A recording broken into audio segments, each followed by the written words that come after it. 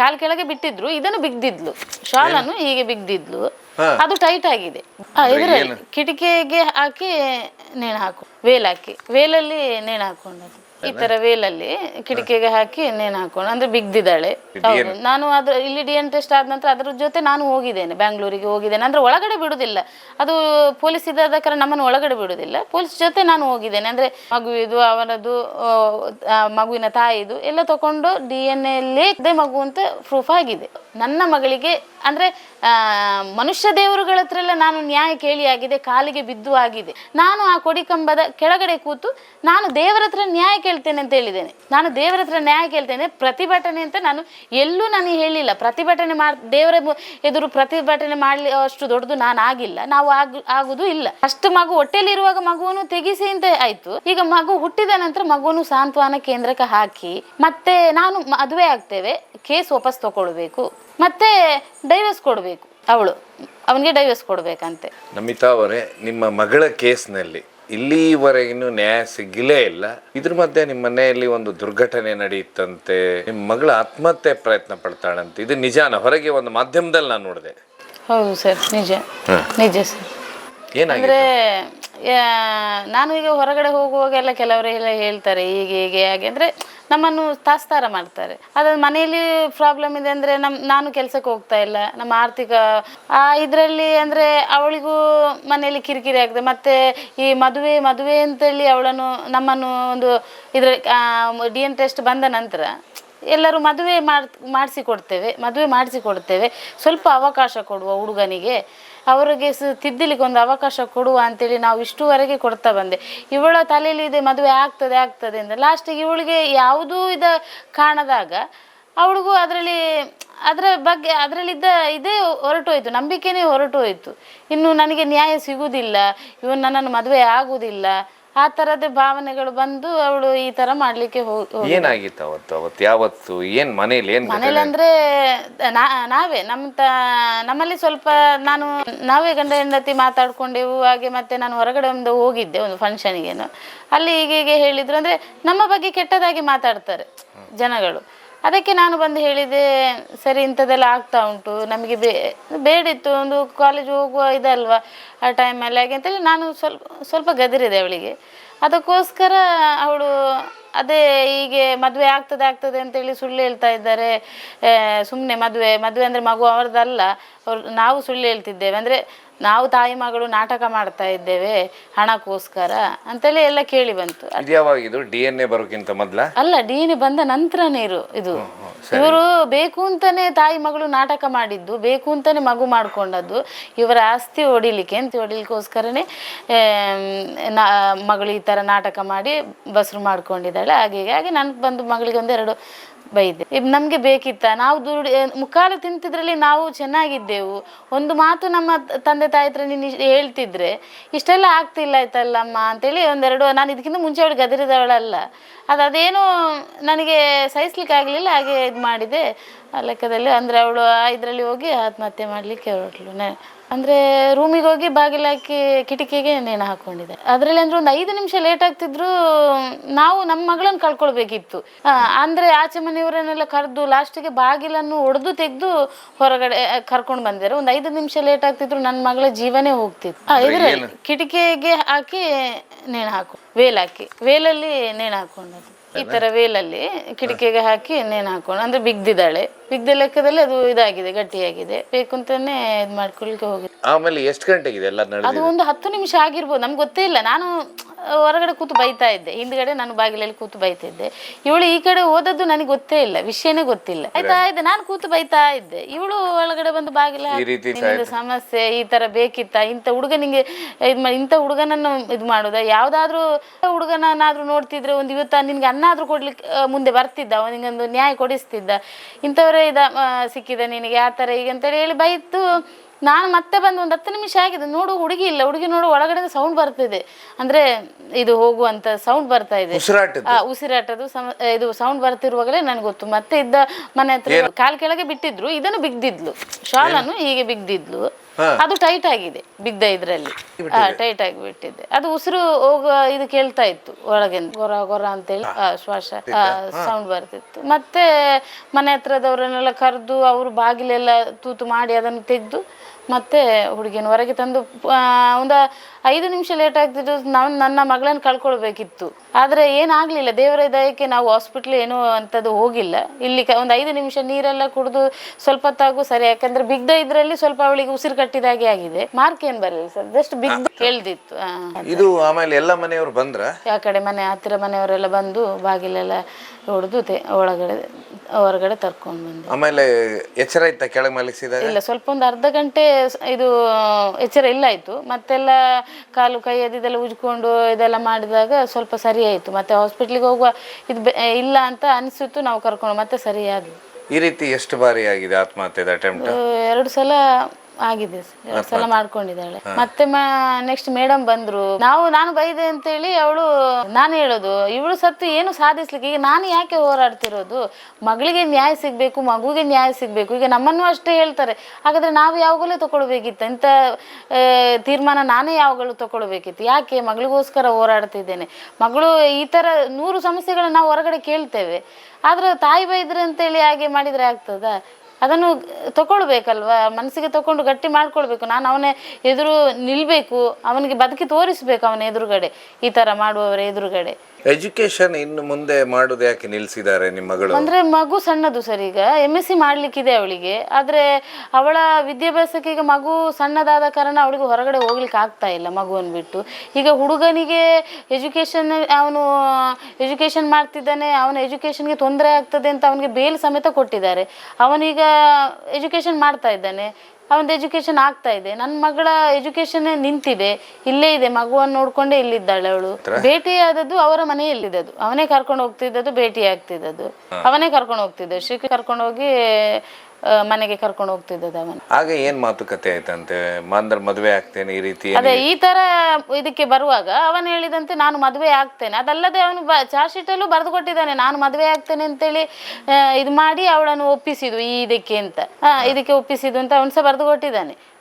ನಾನು ಮದುವೆ ಆಗ್ತೇನೆ, ನಿನ್ನನ್ನು ಕೈ ಬಿಡುವುದಿಲ್ಲ, ನನ್ನ ಮನೆಯವರನ್ನು ಒಪ್ಪಿಸ್ತೇನೆ ಅಂತ ಹೇಳಿ ಅವನು ಅವಳ ಅಂದರೆ ಇದಕ್ಕೆ ಬಂದಿದ್ದಾನೆ ಅವನು. ನಾನು ಮದುವೆ ಆಗ್ತೇನೆ ಅಂತೇಳಿ ಅವಳನ್ನು ಯೂಸ್ ಮಾಡಿಕೊಂಡಿದ್ದಾನೆ ಅವನು. ಈಗ ಅವನಿಗೆ ಬೇಡ, ಹುಡುಗಿ ಬೇಡ, ನಾನು ಮದುವೆ ಆಗುವುದೇ ಇಲ್ಲ ಅವಳನ್ನು. ಸುಮಾರು ವರ್ಷದಿಂದ ಸುಮಾರು 7 ವರ್ಷದಿಂದ ಪರಿಚಯ ಅವರಿಗೆ. 7 ವರ್ಷದಿಂದ ಪರಿಚಯ. ಹೈಸ್ಕೂಲಲ್ಲಿ ಒಟ್ಟಿಗಿದ್ರು, ಕಾಲೇಜಲ್ಲಿ ಅಂದರೆ ವಿಲೇಜಲ್ಲೇ ಒಟ್ಟಿಗಿದ್ದದ್ದು. ಮತ್ತೆ ಇವಳು ಮಂಗಳೂರು ಹೋದ್ಲು, ಅವಳು ಇವರು ಈಚೆಲ್ಲ ಇದ್ದ.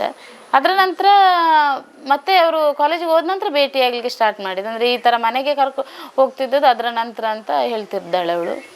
ಪ್ರಾಮಿಸ್ ಮಾಡಿದ್ದಾನೆ. ಮತ್ತಂದ್ರೆ ಇದು ನಿಮ್ಮ ಗಮನಕ್ಕೆ ಯಾವತ್ತು ಬಂದೆ? ನಮಗೆ ಬಂದದ್ದು ಇದೆ. ನಾನಂದ್ರೆ ಮಗಳು ಕಲಿತಿದ್ದಾಳೆ, ಅಂದ್ರೆ ಮಂಗಳೂರು ಹೋಗ್ತಿದ್ದೆ, ಬೆಳಿಗ್ಗೆ ಹೋದ್ರೆ ಸಂಜೆ ಬರ್ತಿರೋಳು, ಹಾಗೆ ಅಂತ ನೆನೆಸಿ ನಾವು ಇದ್ದೇವೆ. ಮಗಳು ಕಲಿತಾ ಇದ್ದಾಳೆ, ಈ ವಿಷಯ ಎಲ್ಲ ನಮ್ಗೆ ಗೊತ್ತಿರಲಿಲ್ಲ. ಅವಳದು ಲವ್ ಆಗಲಿ ಈ ಥರ ಹುಡುಗನ ಅವಳಿಗೆ ಇದು ಟಚ್ ಉಂಟು ಅಂತನೂ ನಮಗೆ ಗೊತ್ತಿಲ್ಲ, ಏನು ಸಹ ಗೊತ್ತಿಲ್ಲ. ಮಕ್ಕಳನ್ನ ನಾವು ನಂಬಿಕೆಯಲ್ಲಿ ಕಲಿಸಿರ್ತೇವೆ ನೋಡಿ, ಆ ಥರ. ಮತ್ತೀಗ ಪೊಲೀಸ್ ಸ್ಟೇಷನಲ್ಲಿ ಆ ಕೇಸ್ಗಳೆಲ್ಲ ಆಯ್ತು ಆ ಸಮಯದಲ್ಲಿ, ಅದು ಏನಾಯ್ತು ಆಕ್ಚುಲಿ ಕೇಸ್ಗಳಾಗಿತ್ತು? ಆಕ್ಚುಲಿ ಅಂದ್ರೆ ಇವಳು ಪ್ರೆಗ್ನೆಂಟ್ ಅಂತ ಗೊತ್ತಾದ ಕೂಡ ನಾನು ಹೇಳಿದ್ದೇನೆ. ಇವನ ಅಂದ್ರೆ ಕೃಷ್ಣ ಮತ್ತು ಇವಳು ಬಂದು ನನ್ನ ಹತ್ರ ಹೇಳಿರೋದು, ನಮಗೆ ಹೀಗೀಗೆ ಅಂದರೆ ಮೆಡಿಕಲಲ್ಲಿ ಅವರು ಪ್ರೆಗ್ನೆಂಟ್ ಟೆಸ್ಟ್ ಮಾಡಿ ತೋರಿಸಿ ನನ್ನ ಹತ್ರ ಬಂದಿರೋದು. ನಾನು ನೋಡಿ ಅವನು ಹೇಳಿದ, ಇದು ಮನೆಯವ್ರಿಗೆ ಗೊತ್ತಾದರೆ ನಾನು ಮಾಡ್ಕೊಳ್ತೇನೆ ಆಂಟಿ, ಏನಾದರೂ ಮಾಡಿ ಅಂತ. ಹಾಗೆ ನಾನು ಅವನ ಹತ್ರ ಮಾತಾಡೋದು ಏನಿಲ್ಲ ನನಗೆ, ಅವನ ಹತ್ರ ಲಾಸ್ಟಿಗೆ ಅವನ ತಂದೆಗೆ ಫೋನ್ ಮಾಡುವಾಗ ತಂದೆ ಬಂದರು, ನನ್ನ ಹತ್ರ ಮಾತಾಡಿದರು, 10,000 ಹಾಕಿದ್ರು ಇದನ್ನು ತೆಗಿಸಿ, ನನ್ನ ಮರ್ಯಾದೆ ಪ್ರಶ್ನೆ ಹಾಗೆ ಹೀಗೆ ಅಂತ ಆ ಟೈಮಲ್ಲಿ ನಮಗೂ ಗೊತ್ತುಂಟು ತೆಗಿಸ್ಲಿಕ್ಕೆ ಆಗ್ತದೆ, ಇದು 6 ತಿಂಗಳು ಅಂತ ಅವರು ಹೇಳಿದ್ದಾರೆ ನನ್ನ ಹತ್ರ. ಹೌದಾ ಅಲ್ವಾ ಅಂತ ನಮಗೂ ಅದನ್ನು ಟೆಸ್ಟ್ ಮಾಡಬೇಕಲ್ಲ ಅಂತೇಳಿ ನಾನು ಮಂಗಳೂರಿಗೆ ಹೋಗಿ ಟೆಸ್ಟ್ ಮಾಡಿಸುವಾಗ ಅವ್ರು ಹೇಳಿದ್ದು 7.5 ತಿಂಗಳು. ಅಂಥದ್ದು ಏನು ಮಾಡ್ಲಿಕ್ಕೆ ಆಗೋದಿಲ್ಲ. ಅವ್ರು ಈಗ ಹುಡುಗನ ಕಡೆಯವರು ನಿಮ್ಗೆ ಹೇಳ್ತಾ ಇದ್ದಾರೆ ಅಲ್ವಾ ಹೀಗೆ ಮಾಡಿ ಅಂತ, ಆ ಥರ ಏನು ಮಾಡ್ಲಿಕ್ಕೆ ಆಗೋದಿಲ್ಲ. ಮಗು ಬೆಳೆದಾಗಿದೆ, ಕೈ ಕಾಲು ಅದಕ್ಕೆ ಜೀವ ಎಲ್ಲ ಬಂದಾಗಿದೆ, ಈ ಥರ ಮಾಡೋ ಹುಡುಗಿಯ ಜೀವಕ್ಕೆ ಅಪಾಯ ಅಂತ. ಹಾಗೆ ಅವನು ಬಂದಿದ್ದ, ಕೃಷ್ಣ ಸಹ ನಮ್ಮ ಜೊತೆ ಬಂದಿದ್ದ. ಹಾಸ್ಪಿಟ್ಲಿಗೆ ನಾವು ಹೋಗುವಾಗ ಕೃಷ್ಣ ನಾನು ಹೋಗಿದ್ದೇವೆ, ಅವನ ಫ್ರೆಂಡ್ ಯಾರೋ ಬಂದಿದ್ದಾರೆ. ಅಲ್ಲಿ ನಾನು ಅವನ ಹತ್ರ ಹೇಳಿಲ್ಲ, ಈ ಥರ ಡಾಕ್ಟ್ರು ಹೇಳ್ತಿದ್ದಾರೆ ತೆಗಿಸ್ಲಿಕ್ಕೆ ಆಗೋದಿಲ್ಲ ಅಂತ. ಆ ಥರ ನಾನು ಅವನ ಹತ್ರ ಏನು ಹೇಳಲಿಲ್ಲ. ಸಣ್ಣ ಹುಡುಗವ, ನಾನು ಸುಸೈಡ್ ಮಾಡ್ಕೊಳ್ತೇನೆ ಆಂಟಿ ಅಂತ. ಹಾಗೆ ಅವನ ತಂದೆಗೆ ಡೈರೆಕ್ಟ್ ಫೋನ್ ಮಾಡಿ ಹೇಳಿದೆ, ನೀವು ಬರಬೇಕು, ನಾವು ನಿಮ್ಮ ಹತ್ರ ಮಾತಾಡಲಿಕ್ಕಿದೆ ಅಂತ. ಹಾಗೆ ಅವರು ಮರುದಿವಸ ನಮ್ಮ ಮನೆಗೆ ಬಂದರು, ನಮ್ಮ ತಾಯಿ ಮನೆ ದೇರ್ಲಕಟ್ಟೆ. ಅಲ್ಲಿಗೆ ಬಂದು ಮಾತುಕತೆ ಆಗುವಾಗ ಅವರು ಹೇಳಿದರು, ಇಲ್ಲ ಇದರಲ್ಲಿ ನಮಗೆ ನಂಬಿಕೆ ಇಲ್ಲ, ಹುಡುಗ 6 ತಿಂಗಳು ಅಂತ ಹೇಳಿದ್ದಾನೆ, ಇದರಲ್ಲಿ ನೋಡೋ 7.5 ತಿಂಗಳು ಕಳೆದಿದೆ ಅಂತ ಹೇಳ್ತಾರೆ, ನಮಗೆ ನಂಬಿಕೆ ಇಲ್ಲ, ಸೆಕೆಂಡ್ ಒಪಿನಿಯನ್ ಬೇಕು, ಡಾಕ್ಟ್ರ್ ಹತ್ರ ಹೋಗ್ಬೇಕು. ಓಕೆ, ಅದನ್ನು ಮಾಡಿಸುವ ಅಂತ ಹೇಳಿ ಹೋದಾಗ ಅಲ್ಲಿ ಹೇಳಿದರು, ಅಲ್ಲಿ ಸೇಮ್ ಇದನ್ನೇ ಹೇಳಿದರು, 7.5 ತಿಂಗಳು ಕಳೆದಿದೆ, 8 ತಿಂಗಳು ತುಂಬ್ತಾ ಬಂದಿದೆ. ಮಗುವನ್ನು ಅವರ ತಾಯಿಯ ತಂದೆ ತಾಯಿ ಎದುರುಗಡೆನೇ ಹೇಳಿದ್ದು ಡಾಕ್ಟ್ರು, ತೆಗಿಲಿಕ್ಕೆ ಆಗೋದಿಲ್ಲ, ಅದಲ್ಲದೆ ಸಣ್ಣ ಹುಡುಗಿ, ಜೀವಕ್ಕೆ ಅಪಾಯ, ಆ ಥರ ಆಗೋದಿಲ್ಲ, ಇದು ಕೇಸ್ ಆಗ್ತದೆ, ಒಂದು ಮಗುವನ್ನು ಇದು ಮಾಡಿದ ಕೇಸ್ ಆಗ್ತದೆ, ಯಾವ ಹಾಸ್ಪಿಟ್ಲಲ್ಲಿ ಇದನ್ನು ಮಾಡೋದಿಲ್ಲ ಅಂತ ಹೇಳಿದರು. ಅಷ್ಟೊತ್ತಾಗುವಾಗ ಇವರು ಅದನ್ನು ಇದು ಮಾಡಲಿಲ್ಲ, ಇಲ್ಲ ಬೇರೆ ಕಡೆ ಮಾಡ್ತಾರೆ, ಬೆಳ್ತಂಗಡಿಯಲ್ಲೆಲ್ಲ ಮಾಡ್ತಾರೆ, ನನ್ನನ್ನೇ ಡೆಲಿವರಿ ಆದ ಡಾಕ್ಟರ್ ಇದ್ದಾರೆ, ಮಾಡಲಿಕ್ಕೆ ಆಗಲಿಲ್ಲ. ಸ್ಟೇಷನಲ್ಲಿ ಕಂಪ್ಲೇಂಟ್ ಆಗುತ್ತಲ್ಲ, ಕಂಪ್ಲೇಂಟಲ್ಲಿ ಏನು ಬರೆದಿದ್ದಾರೆ ಕಾಫಿಯಲ್ಲಿ FIR ಅಲ್ಲಿ? ಕಂಪ್ಲೇಂಟ್ ಅಲ್ಲಿ ಬರೆದಿದ್ದಾರೆ, ನನ್ನ ಮಗನಿಗೆ 21 ವರ್ಷ ಆದ ಕೂಡಲೇ ನಾನು ಮದುವೆ ಮಾಡಿಸಿ ಕೊಡ್ತೇನೆ, ಅವಳ ಪ್ರಸ್ತಾವದು ಇದೆಲ್ಲ ಉಂಟಲ್ಲ, ಅಂದರೆ ಅವಳು ಡೆಲಿವರಿ ಆಗುವ ಇದನ್ನೆಲ್ಲ ನಾನು ಆ ಟೈಮಲ್ಲಿ ಹುಡುಗನ ಆಧಾರ್ ಕಾರ್ಡ್ ಅದೆಲ್ಲ ನಾನು ಕೊಡ್ತೇನೆ ಅಂತ ಎಲ್ಲ ನನ್ನ ಹತ್ರ ಹೇಳಿದ್ದಾರೆ. ನಮಗೆ ಆಧಾರ್ ಕಾರ್ಡ್ ಎಲ್ಲ ಕೊಟ್ಟಿದ್ದಾರೆ, ಆದರೆ ಅಲ್ಲಿ ಸಹ ಬರೆದು ಕೊಟ್ಟಿದ್ದಾರೆ, ಇದಕ್ಕೆ ನಾನೇ ಜವಾಬ್ದಾರಿ, ನಾನು ತಂದೆನೇ ಜವಾಬ್ದಾರಿ, ನಾನೇ ಮನೆಯಲ್ಲಿ ಇದನ್ನೆಲ್ಲ ನೋಡ್ಕೊಳ್ಳೋದು ನನ್ನ ಜವಾಬ್ದಾರಿ, ಮತ್ತು ಯಾರು ಇದರಲ್ಲಿ ಜವಾಬ್ದಾರಿ ತಗೊಳ್ಳೋದಿಲ್ಲ. ಅದ ನಂತರ ತಿರುಗು ನೋಡಿಲ್ಲ ಅವರು ಆಗ ಅದರ ನಂತರ ಹೇಳ್ತಿರೋದಂದರೆ, ಅವರು ಸ್ಟೇಷನಲ್ಲಿ ಕಂಪ್ಲೇಂಟ್ ಕೊಟ್ಟು ಮಗನನ್ನು ಕರ್ಕೊಂಡು ಹೋದ ಟೈಮಲ್ಲಿ ನಾವು ಬಚಾವ್ ಆಗ್ಲಿಕ್ಕೋಸ್ಕರ ನಾನು ಅದನ್ನು ಬರೆದು ಕೊಟ್ಟಿದ್ದೇನೆ ಅಂತ ಅವರು ಹೇಳ್ತಿರೋದು. ಇದಾದ ಮೇಲೆ ಮಗು ಆಗುತ್ತೆ, ಮಗು ಆದ ಮೇಲೆ DNA ಪರೀಕ್ಷೆಗೆ ಒತ್ತಾಯ ಮಾಡ್ತಾರೆ. ಆಗ DNA ಪರೀಕ್ಷೆಗೆ ನೀವು ಏನ್ ಮಾಡ್ತೀರಾ, ಯಾವ ರೀತಿ ಹೋಗ್ತೀರಾ ಅದ್ರೊಟ್ಟಿಗೆ? ನಾನು ಇಲ್ಲಿ DNA ಟೆಸ್ಟ್ ಆದ ನಂತರ ಅದ್ರ ಜೊತೆ ನಾನು ಹೋಗಿದ್ದೇನೆ, ಬ್ಯಾಂಗ್ಳೂರಿಗೆ ಹೋಗಿದ್ದೇನೆ. ಅಂದ್ರೆ ಒಳಗಡೆ ಬಿಡುದಿಲ್ಲ, ಅದು ಪೊಲೀಸ್ ಇದ್ದ ಕಾರಣ ನಮ್ಮನ್ನು ಒಳಗಡೆ ಬಿಡುದಿಲ್ಲ, ಪೊಲೀಸ್ ಜೊತೆ ನಾನು ಹೋಗಿದ್ದೇನೆ. ಅಂದ್ರೆ ನಮಗೂ ನಂಬಿಕೆ ಇಲ್ಲ ಏನಾಗ್ತದೆ ಅಂತ, ಕಷ್ಟದಲ್ಲಿದ್ದೇವೆ, ಏನಾಗುತ್ತೆ ಅಂತ ಅದು ಗೊತ್ತಿಲ್ಲ ಅಂತ ಅದ್ರ ಜೊತೆ ಹೋಗಿದ್ದೇನೆ. ಪೊಲೀಸ್ ಒಳಗಡೆ ತಗೊಂಡು ಹೋಗಿದ್ದೆ, ಮತ್ತೆ ನಾನು ಬಂದಿದ್ದೇನೆ ಅಲ್ಲಿಂದ, ಅದು ಮತ್ತೆ ಅವರ ಕೆಲಸ. ಹಾಗೆ ಅದರಲ್ಲಿ ಬಂದಿದೆ, ಪ್ರೂಫ್ ಆಗಿದೆ, ಕೃಷ್ಣನೇ ಆ ಮಗುವಿನ ತಂದೆ ಅಂತ ಪ್ರೂಫ್ ಆಗಿದೆ, ಬಂದಿದೆ. ಅಂದ್ರೆ ಅವನು DNA ಅವ್ರದೇ ತಗೊಂಡಿದ್ದಾರೆ, ಬ್ಲಡ್ ತಗೊಂಡಿದ್ದಾರೆ, ಮಗುವಿದು ಅವನದು ಮಗುವಿನ ತಾಯಿದು ಎಲ್ಲ ತಗೊಂಡು DNA ಅಲ್ಲೇ ಕೃಷ್ಣನದೇ ಮಗು ಅಂತ ಪ್ರೂಫ್ ಆಗಿದೆ. ಈಗ ಅದಾದ್ಮೇಲೆ ಮತ್ತೆ ಯಾಕೆ ಆಗ್ತಾ ಇಲ್ಲ ಅದು? ಅದರ ನಂತರ ಅದಕ್ಕಿಂತ ಮುಂಚೆ ಅವನು ಹೇಳಿದಾನೆ ಅಂತ ಹೇಳಿದ್ರೆ, DNA ಟೆಸ್ಟ್ ಅಲ್ಲಿ ನನ್ನದೇ ಅಂತ ಬಂದ್ರೆ ನಾನು ಆಗ್ತೇನೆ ಮದುವೆ ಅಂತ ಹೇಳಿದಾನೆ ಕೃಷ್ಣ. ಇವರು ಸಹ ಹಾಗೆ ಹೇಳಿದ್ರು, DNA ಅಲ್ಲಿ ಬಂದ್ರೆ ನಾನು ಮದುವೆ ಮಾಡಿಸ್ತೇನೆ ತಂದೆ ಹೇಳಿದ್ರು. ತಂದೆ ಸಹ ತಿರುಗಿದ್ರು, ಮಗನೂ ತಿರುಗಿದ. ಈಗ 10ನೇ ತಿಂಗಳು, ಇಷ್ಟುವರೆಗೆ ಮದುವೆ ಅಂತ. ಈಗ DNA ಟೆಸ್ಟ್ ಆದ ನಂತರ ಇಲ್ಲಿವರೆಗೆ ಮದುವೆ ಅಂತೇಳಿ ಬರ್ತಾರೆ ಹೊರತು ಟೈಮ್ ಕೊಡಿ, ನಮಗೆ ಇನ್ನೂ ಟೈಮ್ ಕೊಡಿ. ಈಗ ಮಾತುಕತೆ ಇದೆನಾ ಮದುವೆ ಇದಕ್ಕಿಂತ ಮುಂಚೆ ಒಂದು ತಿಂಗಳು ಮುಂಚೆ ಅಂದ್ರೆ ಹೇಳಿದ್ರು, ಮದುವೆ ಮಾಡಿಸ್ಕೊಡ್ತೇವೆ ಅಂತ ಹೇಳಿದ್ರು. ಓಕೆ, ಮಾಡಿಸ್ಕೊಡಿದ್ರೆ ನಮಗೇನು, ಅದು ದೇವರು ಒಬ್ಬರನ್ನು ಕಳಿಸಿದಾಗೆ ಅಂತೇಳಿ ಓಕೆ, ಅವ್ರ ಹತ್ರ ನಾನು ಹೇಳಿದೆ ಮಾಡಿಸಿಕೊಡಿ ಅಣ್ಣ ಅಂತ ಹೇಳಿದ್ದೇನೆ. ಅವರು ಪ್ರಯತ್ನ ಪಟ್ಟಿದ್ದಾರೆ, ಅವರು ಸಹ ಹೇಳಿದ್ದಾರೆ. ಅಂದರೆ ನನ್ನ ಹತ್ರ ನಾವು ಮಾತಾಡ್ತಿದ್ದೇವೆ, ಇವರು ನಮ್ಮ ಹತ್ರ ಮದುವೆ ಮಾಡ್ತೇನೆ ಅಂತ ಹೇಳ್ತಾರೆ, ವಾಪಸ್ ಟೈಮ್ ಕೇಳ್ತಾರೆ. ಅವ್ರು ಹೇಳಿದರು 3 ತಿಂಗಳಲ್ಲಿ ಮದುವೆ ಆಗಿಲ್ಲ.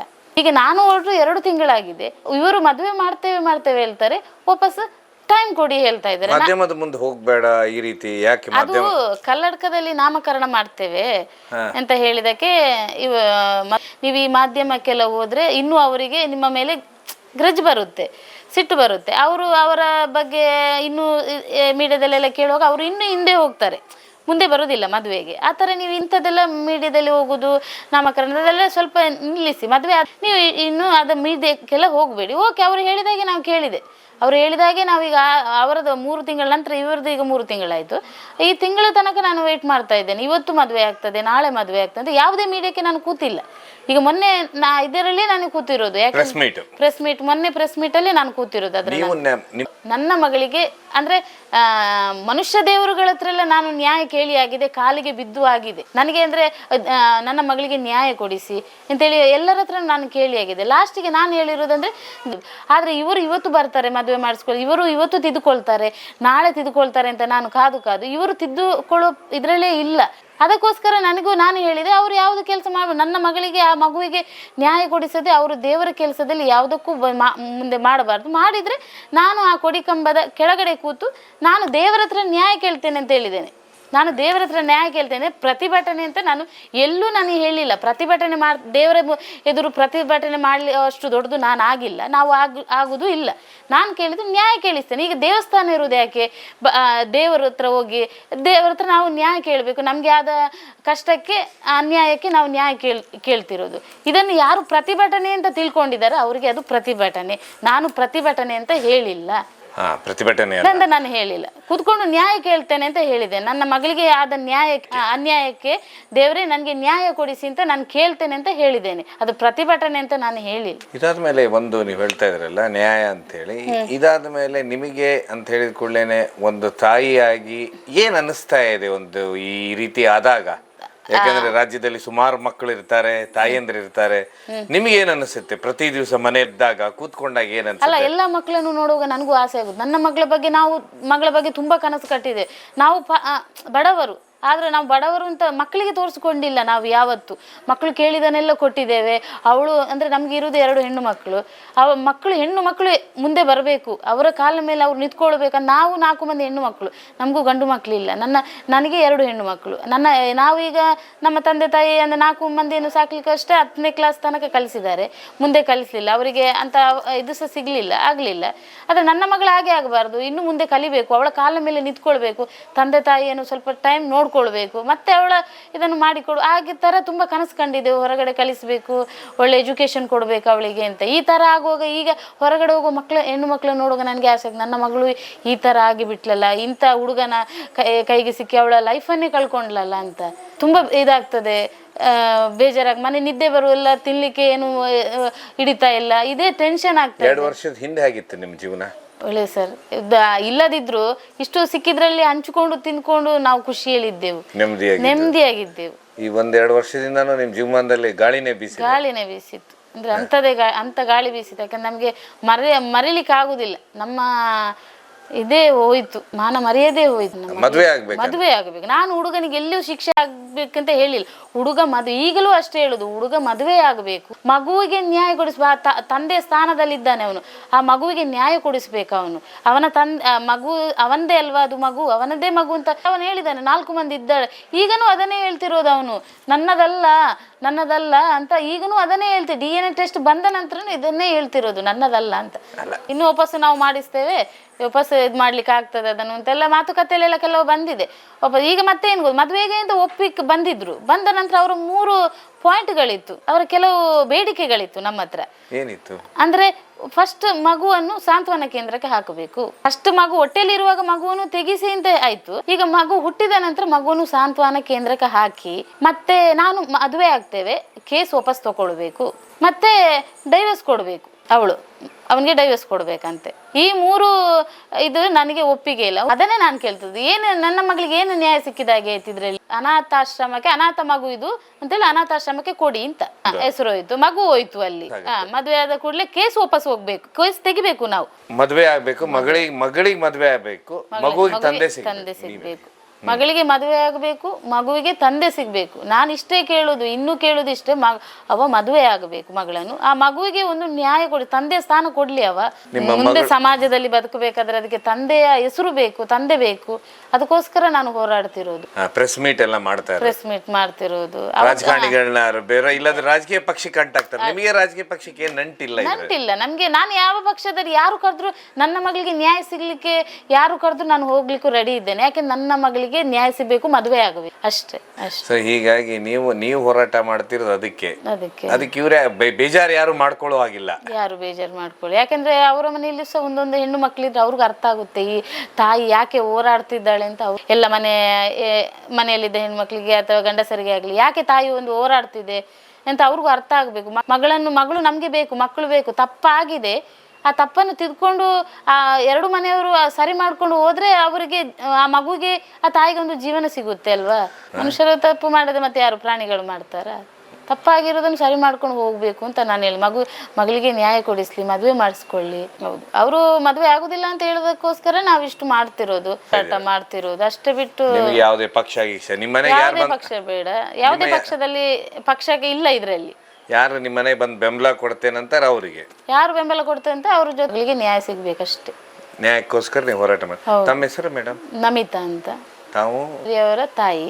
ನೀವು ನೊಂದವ್ರೀಗ ನೊಂದವರು ಸರ್. ನಾನು ಹೋರಾಟ ಮಾಡ್ತಾ ಹೋರಾಟ ಮಾಡ್ತಾ ಇದ್ದೇನೆ, ಇನ್ನೂ ಹೋರಾಟ ಮಾಡ್ತೇನೆ. ನನ್ನ ಮಗಳಿಗೆ ಎಷ್ಟುವರೆಗೆ ನ್ಯಾಯ ಸಿಗಲ್ಲ, ಮದುವೆ ಆಗಲ್ಲ, ಅಷ್ಟುವರೆಗೆ ನಾವು ಕಾನೂನು ಹೋರಾಟ ಮಾಡ್ತೇನೆ ನಾನು. ಹೌದು ಆ ಸರ್. ರೀತಿ ಪ್ರಯತ್ನ ಅದು ಅವ್ರಿಗೆ ಹೇಳಿದೆ, ಅಂದ್ರೆ ಈ ತರ ಮಾಡ್ಕೊಳ್ಬೇಡ, ಆತ್ಮಹತ್ಯೆ ಅದೆಲ್ಲ ಅದು ಒಳ್ಳೇದಲ್ಲ. ಯಾಕಂದ್ರೆ ಅವಳಿಗೆ ನ್ಯಾಯ ಸಿಗ್ಬೇಕಂದ್ರೆ ಅವಳು ಹೋರಾಡಬೇಕು, ಅವಳು ಹೋರಾಡಿದ್ರೇನೆ ನ್ಯಾಯ ಸಿಗುದು ಇದಕ್ಕೆ. ಅವಳು ಅದ್ರಲ್ಲಿ ಹೋದ್ರೆ ಎಲ್ಲರೂ ಬಚಾವಾಗ್ತಾರೆ, ಎಲ್ಲರೂ ಬಚಾವಾಗಿ ಈಗನೂ ಆರಾಮದಲ್ಲಿ ಅವರಿಗೆ ತಲೆಯಲ್ಲಿ ಇಲ್ಲ ನಾವು ತಪ್ಪು ಮಾಡಿದ್ದೇವೆ ಅಂತ. ಅವ್ರಿಗೆ ಇನ್ನೂ ಅಂತ ಪಶ್ಚಾತ್ತಾಪ ಬಂದಿಲ್ಲ.